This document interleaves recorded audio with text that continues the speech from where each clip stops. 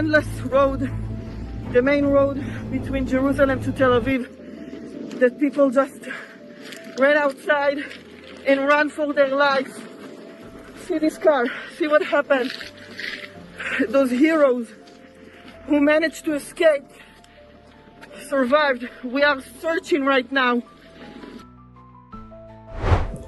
Itulah yang disampaikan salah satu kru penyelamat ketika dirinya menunjukkan apa yang terjadi di jalan antara Yerusalem menuju Tel Aviv. Ia menunjukkan bahwa kebakaran telah membuat mobil-mobil terbakar dan banyak warga Israel meninggalkan mobilnya untuk menyelamatkan hidupnya. Di sini, kebakaran di Israel benar-benar mengguncang siapapun di negara teroris tersebut. Mereka nggak menyangka ada kebakaran semengerikan ini.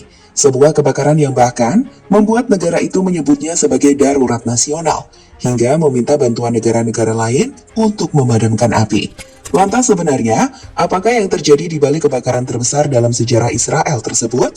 Kita telah rangkum fakta-fakta menarik di balik serangan alam yang tak mampu dikalahkan negara teroris itu sendirian.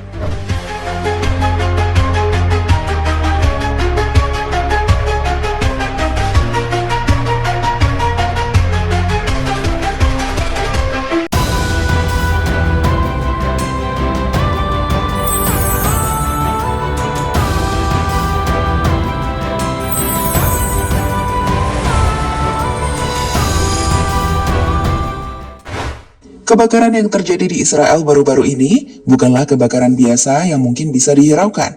Terbukti kebakaran itu telah menarik perhatian dunia untuk dibahas dan disorot. Lihat saja bagaimana media-media besar dunia menulisnya, seperti NBC News yang menuliskan headline kebakaran yang menutup jalan dan membuat negara-negara lain mengirimkan bantuan.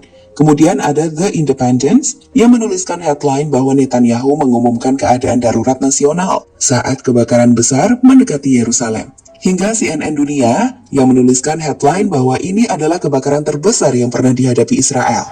Maksudnya, di sini kebakaran Israel bukanlah kebakaran yang biasa, namun sebaliknya, kebakaran ini adalah kebakaran yang membuat banyak mata mengarah ke negara teroris tersebut.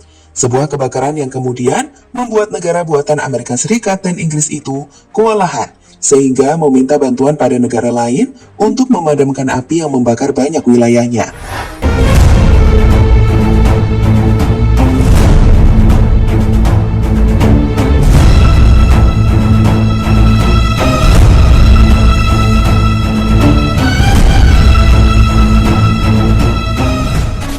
Sebagai gambaran, kebakaran di Israel sendiri mulai terjadi pada 23 April, di mana kebakaran itu selanjutnya meluas dengan cepat saat angin kencang dengan kecepatan 90 hingga 100 km per jam menghantam berbagai wilayah di Israel. Alhasil, kobaran api yang melalap perbukitan di sekitar Yerusalem tidak hanya mengubah lanskap hijau menjadi lautan abu, tetapi juga mengguncang kehidupan ribuan warga, memicu evakuasi massal, dan menarik perhatian dunia. Bicara soal skala dan dampak kebakaran, api yang didorong oleh angin kencang itu telah membuat suhu tinggi mencapai 43 derajat Celcius. Dan lebih dari 20.000 hektar lahan hangus, satwa liar banyak yang mati. Dengan ribuan warga dari komunitas seperti Beit Shemesh dan Estaol terpaksa dievakuasi. Jalan raya utama yang menghubungkan Tel Aviv dan Yerusalem pun ditutup karena asap tebal dan ancaman api, di mana banyak orang terjebak dengan sebagian besar meninggalkan mobilnya saat dievakuasi. Lihatlah momen saat mobil-mobil itu terbakar. Allah, شوفوا السيارات كمان. والله شوفوا السيارات كمان. الله أكبر. شارع المطلوب. Atau, lihatlah momen saat petugas keamanan menjelaskan mobil-mobil yang terbakar akibat kebakaran yang menghantam jalanan di wilayah tersebut. We are at the endless road, the main road between Jerusalem to Tel Aviv, that people just ran outside and ran for their lives. See this car, see what happened. Those heroes who managed to escape survived. We are searching right now. Kondisi ini pun membuat suasana menjadi mencekam, di mana akhirnya Perdana Menteri Israel Benjamin Netanyahu mengumumkan keadaan darurat nasional yang menandakan bahwa kebakaran ini adalah yang sangat buruk. Bahkan disebut-sebut sebagai yang terbesar dalam sejarah negara tersebut. Kalau disebut negara ya, Israel yang telah mengerahkan armada terbaik, termasuk para tentaranya, untuk memadamkan api, pada akhirnya meminta bantuan dunia internasional, termasuk supertanker dari Amerika Serikat, dikerahkan untuk menjatuhkan bahan penghambat api.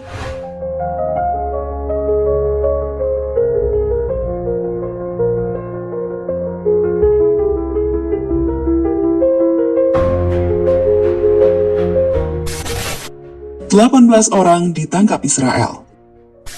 Bukan Israel dong kalau nggak nangkepin orang-orang Palestina, dan itulah yang terjadi saat kebakaran besar melanda Israel.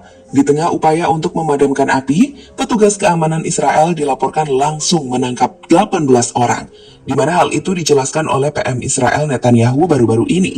Jadi, saat berbicara pada kontes Alkitab tahunan di Yerusalem, Netanyahu menegaskan bahwa mereka telah menangkap 18 orang dalang di balik terjadinya kebakaran, di mana ia menyebut salah satu tersangka tertangkap basah saat melakukan pembakaran.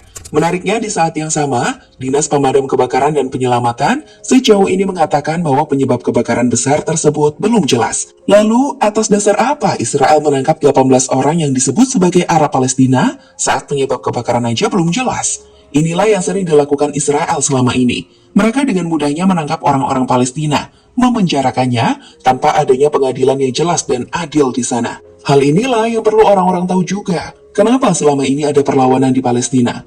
Malah ngelakuin genosida sekarang dengan alasan perang. Emang negara teroris sih ya?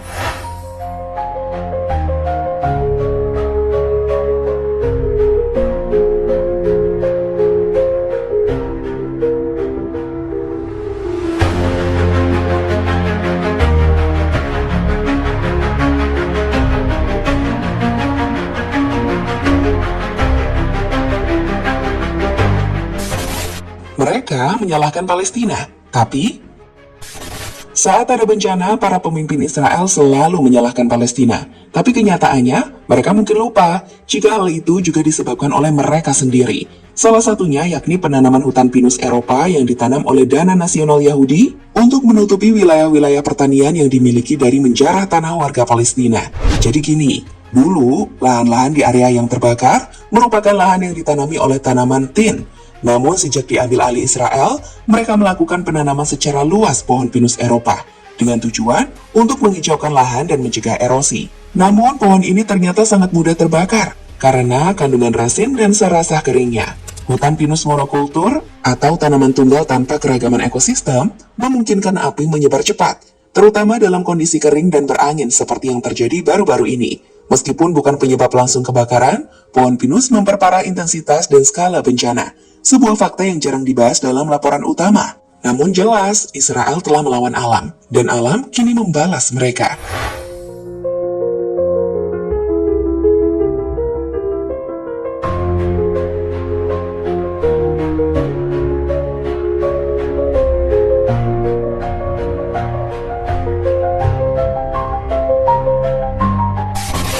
Menariknya, di tengah kebakaran besar yang melanda Israel, yang membuat mereka minta bantuan negara-negara lain, negara ini tetap saja melakukan serangan-serangan ke negara lain. Terbaru, serangan besar mereka lakukan ke Damaskus, Suriah, di mana pesawat tempur Israel melakukan serangan udara di dekat istana kepresidenan Suriah di Damaskus.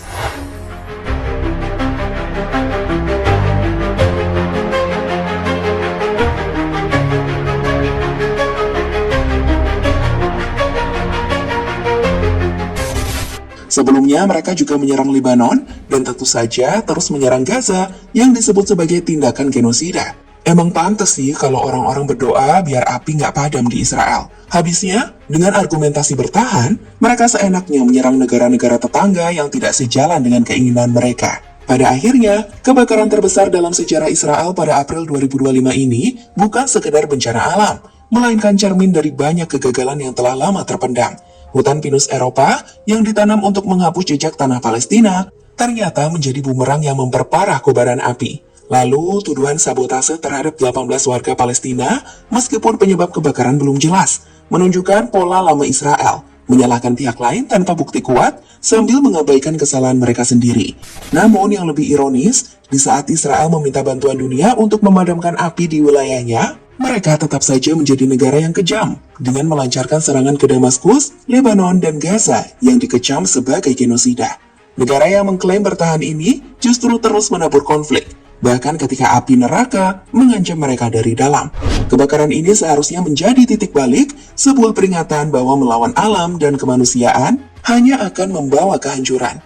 Tapi akankah Israel belajar? Ataukah mereka akan terus memilih jalan yang sama, hingga api, baik yang nyata maupun simbolis, benar-benar tak pernah padam? Hanya waktu yang akan menjawab.